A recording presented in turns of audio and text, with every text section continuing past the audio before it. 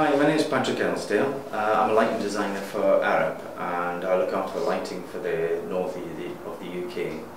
For about 5 years, 6 years, we've had a relationship with Solar Tube, using their products wherever we can. Now in our own office, we wanted to achieve as much sustainability as we possibly could, and our aim was to produce the most sustainable office that had been built up to that point.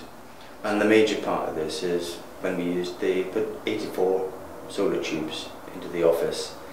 Basically the entire general office is lit by daylight, and the lighting is only on about 10% mostly, and gives us the blend of sustainability and quality of light we need. Now this office has won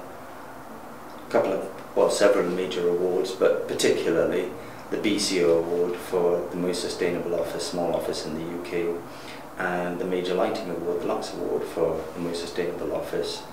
And what we did here was we wanted to get the power right down. So in summertime we're using about 3 watts per metre squared, and in winter time about 6 watts per metre squared.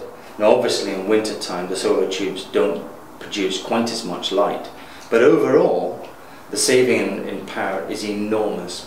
And one thing that we get a lot of comments on is the quality of light, and this was actually why we did it. We did it primarily for the quality of light, the sustainability issues, and only the third one was cost.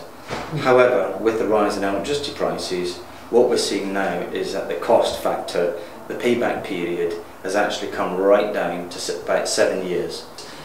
In a way it's a no-brainer. Why would you not want something that increases the quality of light and saves you money and is good for the environment? Nicely, it turned out to be the most cost-effective solution and the best quality. So all in all, I think we've achieved a good result.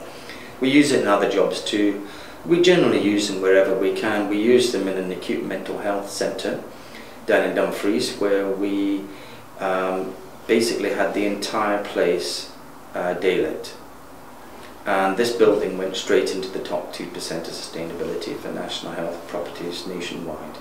And I've also had feedback from people who mentor people who are in there, and they say that the general atmosphere and feeling of the place is, a delight compared to the old unit. So we're very pleased.